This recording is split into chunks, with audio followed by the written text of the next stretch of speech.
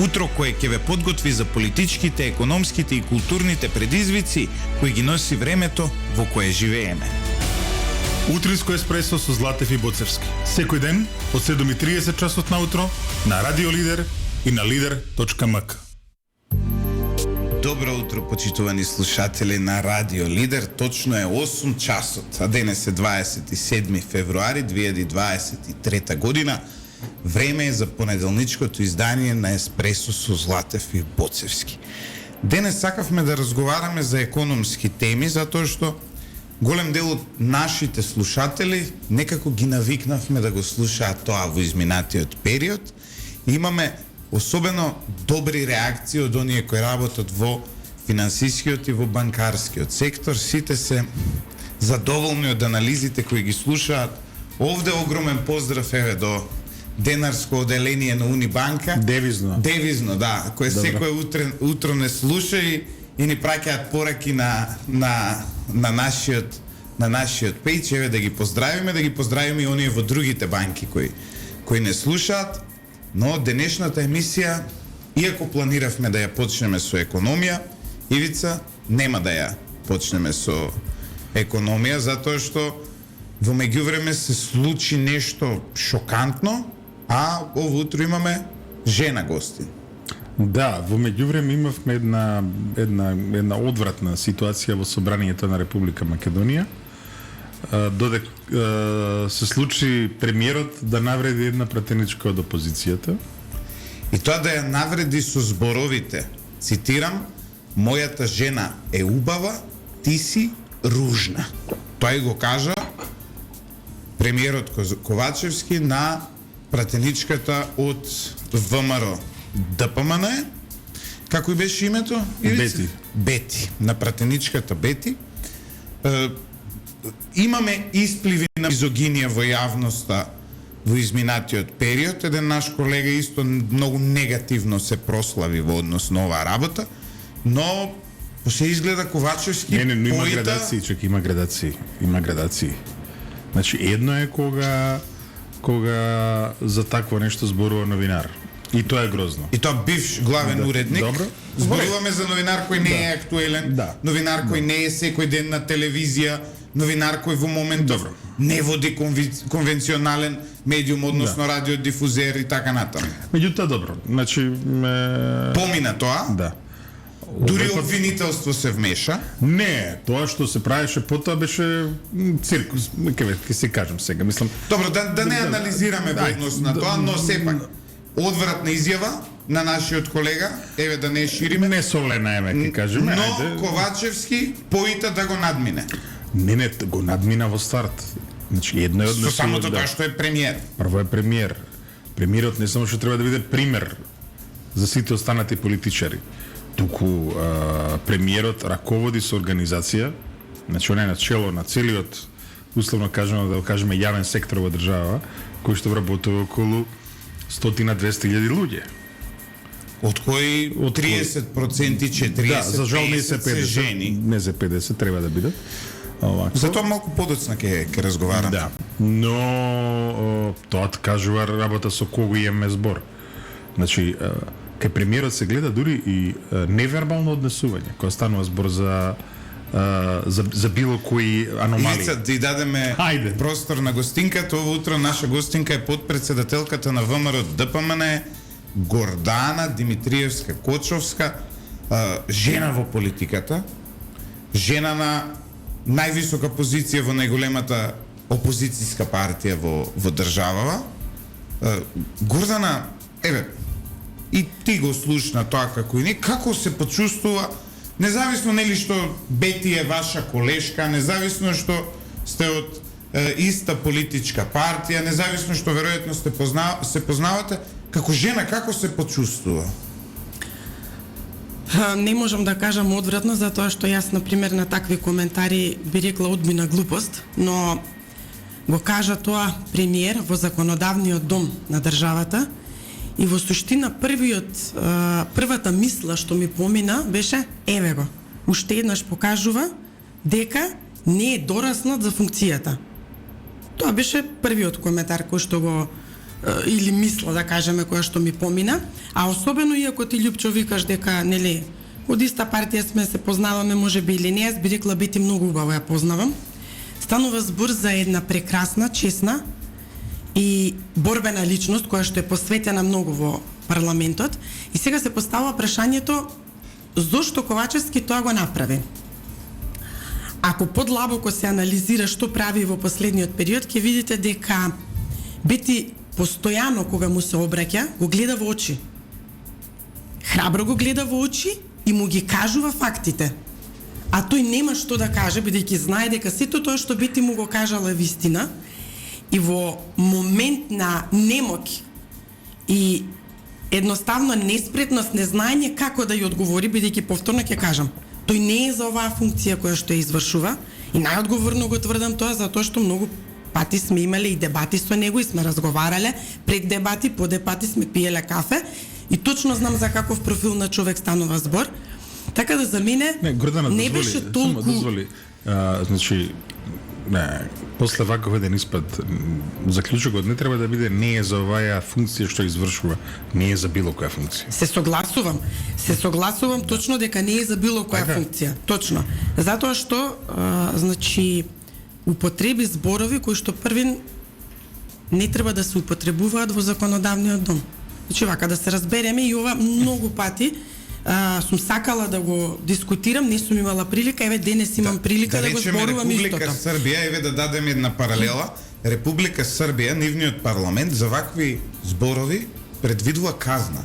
И треба да има. Вака се обратите на колешка во парламентот на Република Србија, вас, председателката, односно председателот на парламентот, независно кој е на функција, дали машко или женско, вас ќе ве казни во тој момент. Така е. Треба да има казни, зошто? Ајде вака да тргнеме од почетокот. Дали кога се формираат пратеничките листи, кога луѓето излегуваат на гласање, гледаат убавината на некого или ги гледаат неговите квалитети?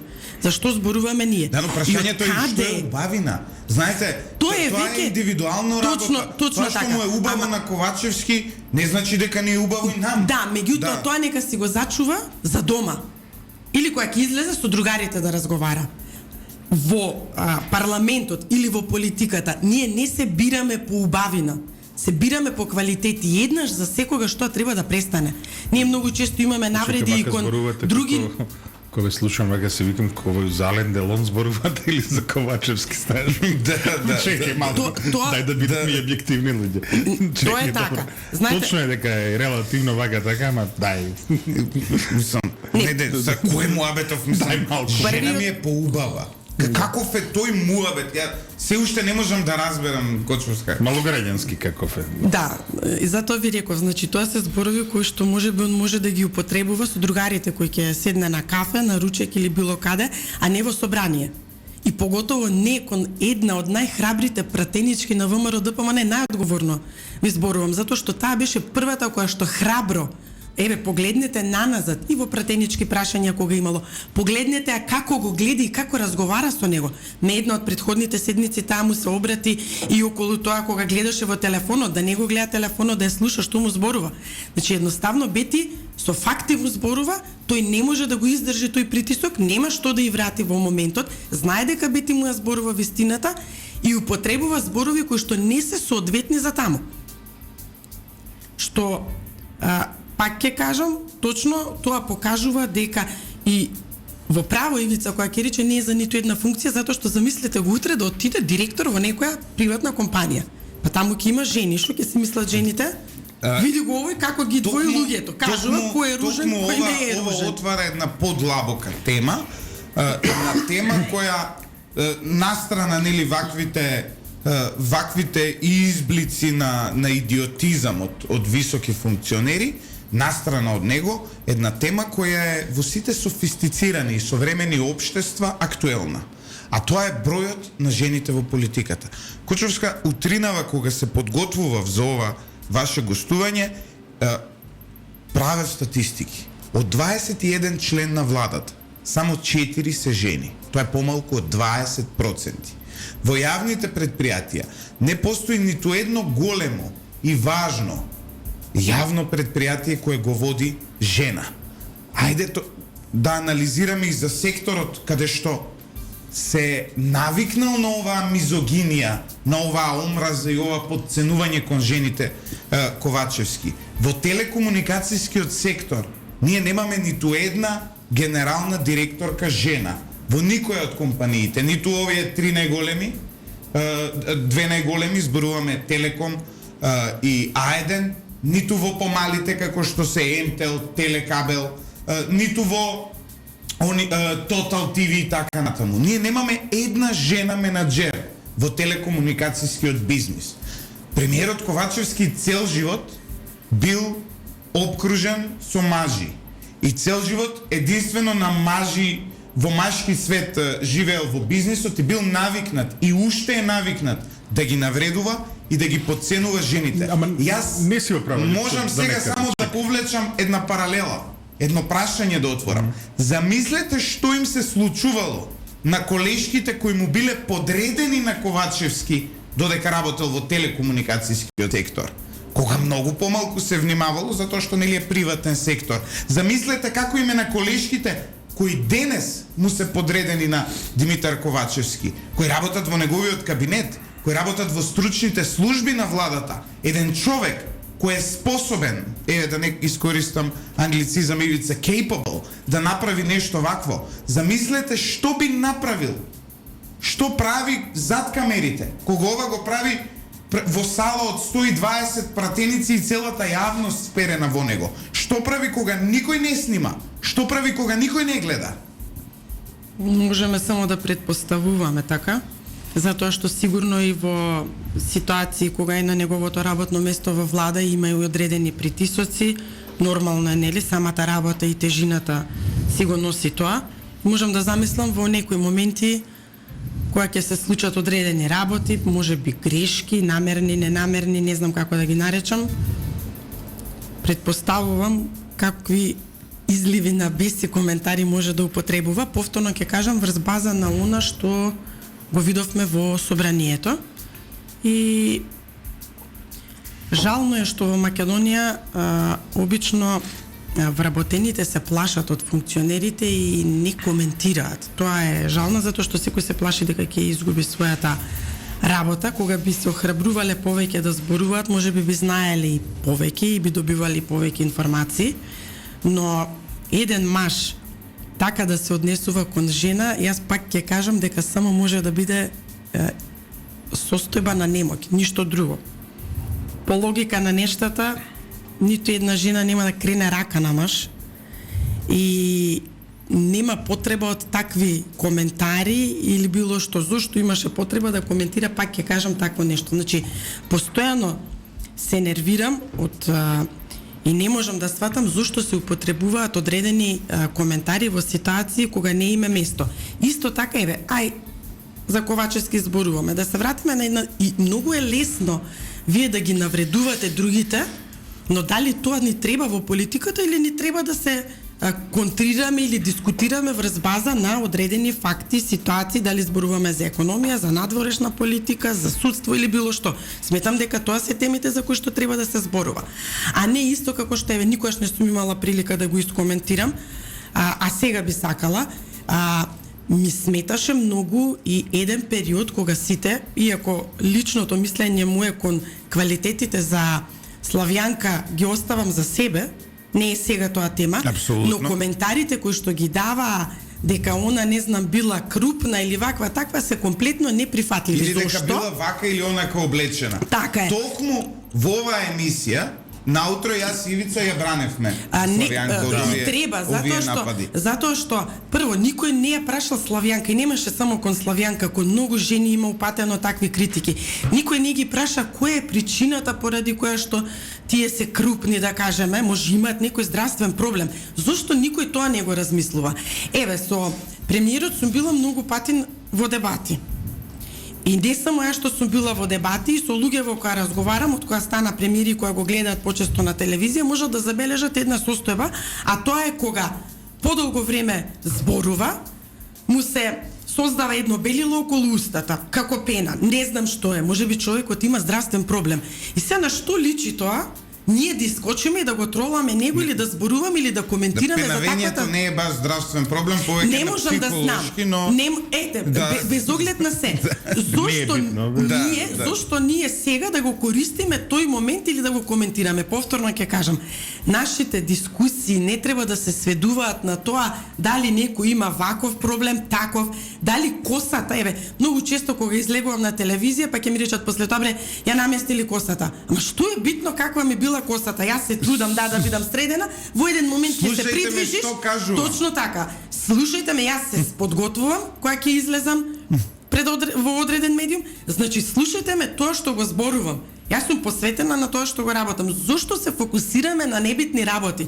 Ние сме политичари, од кои што одлуки и однесување зависи еден куп на граѓани во државава. Какви одлуки носат? Како работи конкретната влада се гледа во животот кој што го живеат луѓето.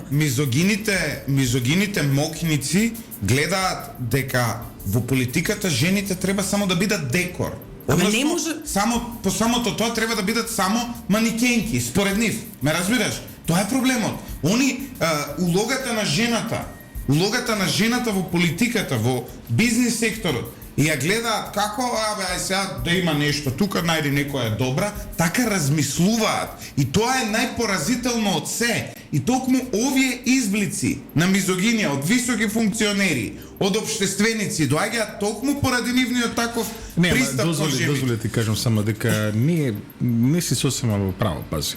Сега тој бил во Социјалдемократскиот сојуз, таму биле силни ликови женски како покојна Елинка Митрева, Радмила Шекеринска, ако сакате. И види, вакви ликови пред силни жени бледеат. Да, и јас мислам дека тоа е ситуацијата, затоа што не би се согласила дека јас па на пример доаѓам од извини. Не, само да кажам, не ги знаеш, претпоставам ги познаваш од твоја генерација, од моја генерација ги познам.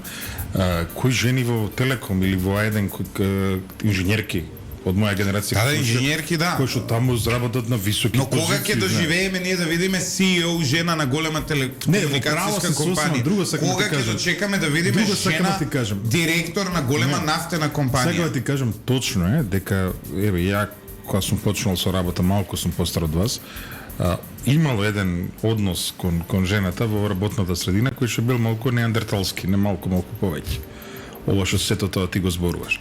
Меѓутоа таа работа се промени. Очигледно дека премиерот е во некоја стаклена звона, уште е во некој поинаков свет, маската сега падна, шминката падна. Сега се види дека станува збор за еден невоспитан и да непристоен човек, кој што има бројни слабости, фалинки, комплекси и кој што доаѓа до израз сега кога го гледаме како премиер. Гордана, сега ќе те ставам една незгодна позиција. Може би ќе ти делува ова премногу радикално што ќе те прашам, но во една незгодна позиција, освен што си жена, ти си мајка, си и сопруга. Доколку твојот сопруг даде ваква идиотска изјава, како ќе реагираш? Не може да ја даде, значи затоа што прво јас како имаше ли така сеа? Не, апсолутно. Тоа е моментот. Не, видете, прво мора да расчистиме една работа. Јас сметам дека и ситуацијата во државата околу тоа колку жени се на позиции, зошто е вака, зошто е така, некаде делумно го гледам и како проблем или пропуст кај дел од родителите. Мојот татко мене секогаш ме воспитувал дека сум рамноправна со брат ми. И јас никогаш, верувајте, не сум се почувствувала во ниедна ситуација дека сум нешто поразлична од мажите. Сега сум жена подпредседател во ВМРО, многу често имаме состаноти со председателот, другите подпредседатели се мажи. Во ниту еден момент не се чувствувам дека сум поразлична од нив, ниту пак чувствувам дека некој од нив се однесува кон мене дека како жена, па не знам, ајде сега... А и тоа е уште една машка партија, се мора да си признаеме тука. Видете, затоа ви реков, првиот проблем кај нас малку го гледам во пропустот кај одредени родители кои што ги учат децата, колку родители знаете, уште кога ги воспитуваат од мали викаат не, пази, ти си девојче, немој да правиш вака или онака. Јас не сум го слушнала мојот татко додека растев да ми каже ти си девојче и ти нема да правиш вака или онака. Дури напротив, Јас бев таа што беше посилна, па кога ќе правевме одредени активности дома, ме товарија многу повеќе од брат ми кој што е 1 година помало од мене, речиси како близнаци бевме. Значи тоа е првиот момент. Од секогаш сум имала поддршка од него и не сум чувствувала дека има разлика. Понатаму. Да кажеме, еден долг период бев во Стопанска банка, каде што мора да си Стопанска банка Скопје, каде што мора да си признаеме дека на високи функции има многу жени. И таму исто не сум почувствувала во ниту еден момент дека има разлика помеѓу мажите и жените. И јас едноставно светот во кој што функционирам не препознава функција машка или женска. И вака кога дискутираме, да, ама тоа е резултат и на нешто друго. И жените мора да разберат дека ако сакаме рамноправност, рамноправност значи дека мора да бидеме подеднакви со мажите. Што значи тоа? Не можам јас да кажам јас не можам да дојдам бидејќи морам да пуштам машина за перење, морам да спремам ручек или било што. Исто како и мажите, значи ако одиме на терен, ако не нема дома со денови или попладне секој ден не нема дома, не нема дома. Тоа е, да. Ке трчаат баби, дедовци, ке излегуваат во пресрет како што се случува кај мене. И сопругот има обврски, излегуваат во пресрет и тие. Ме сваќате, нема оправдување сега, ама јас сум жена, се очекува од Не мене. можам да. Тука е проблемот. Голем дел и од жените го коментираат и тој момент. Јас не викам дека ако треба да се избира помеѓу маж и жена, некако точно и во политиката најмногу се гледа дека повеќе се избираат мажи. Ама еве ќе се вратам на Бети. Бети една пак ќе кажам од најборбените пратенички кои што ги имаме во парламент. Ја најодговорно тврдам. Да не биде Бети гостинка Јас најодговорно тврдам дека на Бети која функција и да ја дадеме, она ќе ја работи без никаков проблем. Затоа што станува збор за жена која што е на карактер многу слична со мене. Јас пак ќе се вратам на моментот. Она храбро го гледаше во очи и му зборуваше. И него тоа го болеше. Што Бети одговорница го гледа и му зборува со факти. Тој преку тоа не можеше да помине. Ивица, благодарение на тебе. Може би убаво што дојде овој момент сега, затоа што се наближува 8 март. Па конечно вакви дискусии се водат. Да се посветиме на духот на 8 март. Инаку Ивица, ти реагираше жестоко на социјалните мрежи на оваа изјава. Како нема да реагира? И го испровоцира дури Хелсиншкиот комитет да реагира. Предходно, во однос на Драган Павлович Латас, Хелсиншкиот комитет извади со право дрва и камења, но некако ќутеа во однос на Ковачевски. Па и соопштенијава, мора да признам, подобро да продолжат да ќутат. Подобро да продолжат да ќутат. Ова е срамно соопштение. Додека не им каже на нив, некој од нив таму дека е ружна. Ова е срамно соопштение. Не, да им каже, они пак е нивни си се. Знаеш, тоа е проблемот. Меѓу себе нема тоа е проблемот. Мене ми пречи мизогинијата генерално. Нив им пречи мизогинијата која доаѓа од некој кој не е во нивниот круг.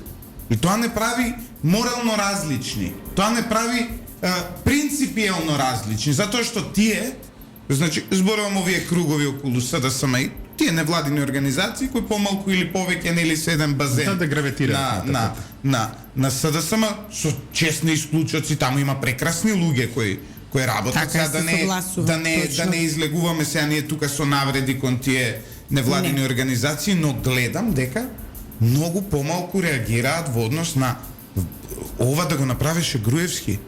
Револуција ќе ја запалеа владата, истите тие. Ова да го направеше Христијан Мицковски од позиција на премиер, ова да го направи утре. Па има револуција да кренат во Македонија, истите тие. Ова е една од најголемите разлики која што постои помеѓу Христијан Мицковски и сите останати од СДСМ. Ова на Христијан Мицковски никогаш не може да му се случи. Нивото на култура е далеку повисоко во однос на било кој од социјалдемократскиот сојуз. Е пак многу високо на пиедесталот. Мислам дека ова дури ни на Заев не може да му се случи. Му се случи. Извини. Добре, Ивица, ти како не му се случи? Боли го следиш од мене. Ти текнува кога беше ист момент. Нервозата излезе. Прво навреди најголемиот еден од најголемите новинари на денешницата во Македонија. Суетниот новинар, се сеќаваш? Па да ми прости ЛГБТ заедница. Ти текнали шоката после. Значи излезе тоа како селјакот од него, нели, он сакаше да се представи како дека е, нели, над сите, голем социјалдемократ, голем европеец. Нешто ЛГБТ она? И употреби наврели збор за ЛГБТ заедницата. И сега, не ми треба... Ама прво кажа барем да ми прости ЛГБТ заедницата. Не, пак нешто ќе речеш, еве, знаел дека направил глупост. Овој не ни знае дека направил глупост. Певе се не сакам да кажам. Баба ми која каже, некој каже да ми прости Господ, ама не го кажува тоа. Го помислила, значи, помислила лошо нешто, да ми прости Господ, го вербализира. Па сега за некој Господ за некој ЛГБТ заедницата зависи. Не. Кога доаѓаат. Ја мислам дека многу ти е јасно и тебе дека и тој излезе од школката, дека е искако како ликов што го спомна. Овако. Финално, Гордана, како треба да се бориме против ваквите појави? Како треба македонското општество да реагира на се ова? И дали мислиш дека јавното обвинителство, судејки по примерот, нели, на подкастерот и новинарот кој исто направија сличен кикс, иако не беше конкретен кон една жена, дали сметаш дека треба исто обвинителство да покрене постапка против Ковачевски за овој однос? Треба, немам дилема, и треба да има казни, затоа што ова ако остане неказнето, имајте во предвид дека во континуитет може да се случува од било кој што ќе изгуби контрола врз себе и кој што ќе се почувствува во некој момент немоќен. Јас би рекла дека ги охрабрувам жените што повеќе да се вклучат во политика и да бидат храбри. Храбри, едноставно нема да отстапите. Мажите и по карактер знаат некогаш и во дебати кога одам со маже и крешник, не е ништо поедноставен во дискусиите, ама не навредува, но е така нападен е, коментира, да, поагресивен. Но јас не му се плашам. Колку тој ќе е агресивен, јас уште повеќе. Значи нема отстапување, секоја жена треба да си биде храбра. Не реков значи дека треба да се тепаме, но едноставно да покаже храброст. Пак ќе се вратам токму како што Бети покажува храброст во собрание. И треба да има што повеќе такви, но мора да се казнува секоја една навреда. Ако не се казни, видете, има еден друг момент. Секоја една квалитетна жена со сопругот кој ќе седне дома да разговара и кој ќе го види примеров што и се случи на Бети, ќе рече: абе сега ја шо барам да одам во политика, за мене некој таму да ме навредува, па децава дома да ми се нервираат, немам намера да се вклучувам. И така вие нема да имате во политика активност од повеќе жени или посериозен пристап на жениве, зашто вие може да имате активни жени, но тие до одредено ниво. Имаме и ние многу жени кои што се активни, но така до одредено ниво и не сакаат понатака затоа што од икс причини не сакаат да бидат навредувани така натаму. Пак се враќаме дека во политиката има многу навреди кои што не треба да бидат воопшто, се несоодветни. Се некој мене пак да ме коментира како сум била ја нашминкана или не знам што. Суштината е што разговараме. Гордана Димитриевска-Кочовска, гостин во Радио Лидер, подпредседателката на ВМРО ДПМН, досега го коментираше киксот на премиерот Димитар Ковачевски Таче, мизогиниот испад кој ги возбуди сите луѓе со пристојни ставови. Оно што јас можам да го кажам, почитувани слушатели, е дека на ваквите женомрзаци треба да им облечеме сукња на еден или на друг начин, за да се почувствуваат малку дека можеби срамот ќе ги научи и ќе ги натера да размислуваат и на сите човечки суштества да гледаат еднакво. Одиме со кратка пауза, по која се враќаме со што првично планиравме да разговараме денес, а тоа е економијата.